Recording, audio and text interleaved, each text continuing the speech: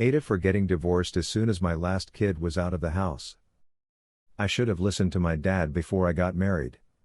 But I was 18 and I knew everything. I was in love and I was going to be with her no matter what. We got married. We got jobs. We had 2 kids. My wife's family helped us with everything. My family was as supportive as they could be, but we sidelined them. We spent all our holidays with my wife's family.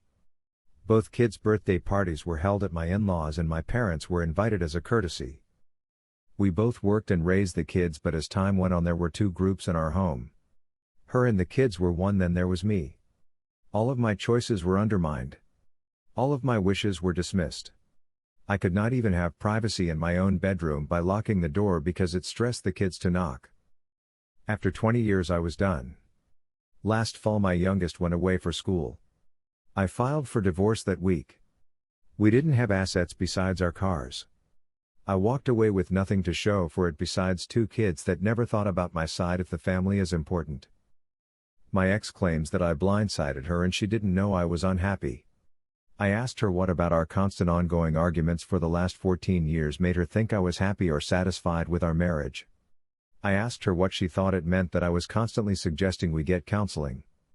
Both for ourselves and her, for how she dedicated all her energy on the kids instead of us or herself. I said that when my dog died I didn't get a new one because I knew that although I would be the one to care for them and pay all the bills, she would find a way to claim him during a divorce. So I'm 41 and starting over. It took me no time to find a better job. The only thing keeping me in my old one was that I was home every night. Now I'm working in a different city doing night shift and making more money than I ever did before. I have a rescue dog I got the week I left. I'm walking him more and have met new friends in my neighborhood and at the dog park. My ex's family, her, and our kids think I'm the asshole for not communicating that I was unhappy and just leaving. I talked to her constantly about everything that was bothering me. The kids being allowed to come into the bedroom without knocking. Her unwillingness to eat when I cooked my cultural food and letting the kids not eat it too. How I had to attend events with my family alone because she didn't want to come or let the kids come. Plus a million other things. I've started dating. She is amazing. Shelley is a teacher. Never been married. 32. We aren't at the meeting family stage yet, but I've met a lot of her friends and I will be attending Easter at her house where she is hosting for everyone who isn't going home. This is another problem because I have moved on so quickly. It's really not. I had been checked out of our marriage for years. She is having a tougher time. She is not in the right place to date and her priorities are the kids. The adult kids who do not live at home. I've seen a few posts lately that made me want to ask. I know how I feel. I know how she feels. I'm mostly estranged from my family so I don't count their opinions. And the kids and her family have been clear about me abandoning her after all this time. Am I the asshole for leaving as soon as I could after our youngest left? First comment. What are you going to do to repair the relationship with your parents? If you still have one, that is. Second comment. My mom passed a long time ago. I'm talking to my dad and stepmom all the time now. It's getting better. Third comment. I knew that although I would be the one to care for a dog and pay all the bills, she would find a way to claim him during a divorce. She's struggling now because she's not a nice person, which makes it hard to keep friends. You aren't the A. Family and friends are surprised maybe, but what can they do? They can't force you to get back together with her, and you're a grown-ass man. As long as you were financially fair with her and not mean about anything, there's no way you could be an A. Fourth comment. I think Redditors need to realize the bias when reading only one person's account of an issue. To say she's not a nice person without an ounce of hesitation is ignorant at best. Fifth comment. Honestly man, the way you talk about your kids is crazy and makes me feel there is way more to this. You talk as if they're just your random college roommates. Sixth comment. Truly. I'm sure him checking out manifested in more than one way as both a husband and father.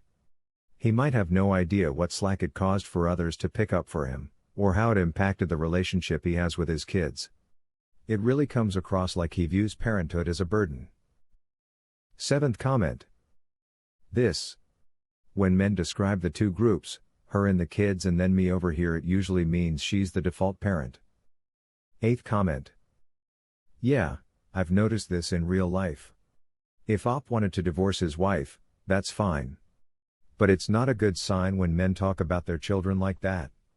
It usually means he put no effort in raising them, and then doesn't understand why they won't talk to him as adults.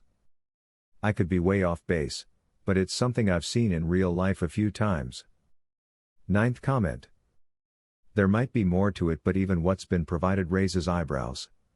He's mad his kids don't have a good relationship with his side of the family, but he's also estranged with them.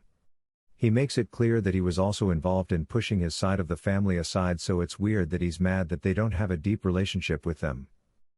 His biggest complaint about his kids is that they wouldn't knock before entering his bedroom.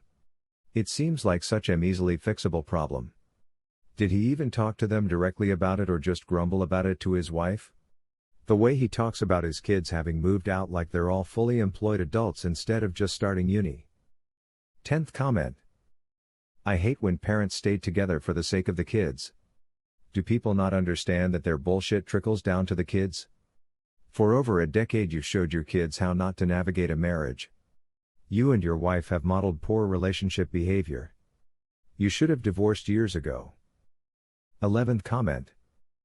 You can leave whenever you want, but it sounds like you spent your entire marriage willingly acting like a doormat and then divorced over it. Those kids are your kids too. You could have chosen to parent them. Like another commenter said, they're your kids, not your roommates. This entire post stinks of woe is me. You could have separated from your wife at any point while still choosing to be an involved father. 12th comment. The red flag for me is you say she focused on the kids over spending time with you. In my experience, a lot of mothers don't have the bandwidth to be present in a relationship if their partner isn't taking their fair share of the childcare. I mean, it's absolutely speculation on my part. I don't really know how you were as a father, but you do sound disconnected from your kids. This story gets told a lot in feminist spaces, and 99% of the time, the mother is burnout. 13th comment. Yeah, this completely one-sided narrative that enumerates 2 really crappy things she did over the course of 20 years should absolutely be used to declare you NTA, sure dude. 14th comment. Aitah for not being more of a participant. Your family was sidelined? Your fault for letting it happen. You should have taken your kids to see them and nurture those relationships. You let your wife do all the kin care and now those relationships suffered. You're not close with your children? WTH. That's your fault. You were the adult, you should have nurtured those relationships regardless of what your wife did or said. You allowed distance with your children and now you're blaming them. You can still salvage those relationships if you own up to your part in it. 15th comment. NTA overall. But did you ever just do therapy for yourself? Might have helped, since it seems like you may have lost your sense of self a bit over the years. That's harder to come back from, especially if you are going to be ostracized by your kids, maybe, and estranged from family. Hang in there and welcome to your new life. 16th comment. NTA for leaving. However, Aitah for staying that long when you were that miserable. Your kids grew up witnessing constant ongoing arguments for the last 14 years and probably have no idea how to have a healthy, normal, enjoyable relationship. They have zero connection to half their family, or your culture. Your family missed out on their entire lives, and now your kids don't even see them as family. It's going to take a ton of work to fix the damage that's been done because you didn't stand up for yourself or for the kids.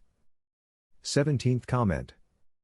I had a conversation with my ex-Mill about things my ex would do when we were still married, and she said that's exactly how his dad treated me. He was adopted by his dad when he was young, so I realized he watched that dynamic growing up and was copying what he'd seen. I didn't want that for my son, so I asked my son what he would think about it if his dad and I divorced, and he said he wouldn't blame me because his dad wasn't nice to me. That's all I needed to hear to get an apartment and a divorce. It's been over 3 years and my son now sees me in a relationship where my BF truly loves me and shows his affection and appreciation for me rather than being constantly irritated by my existence like his dad was.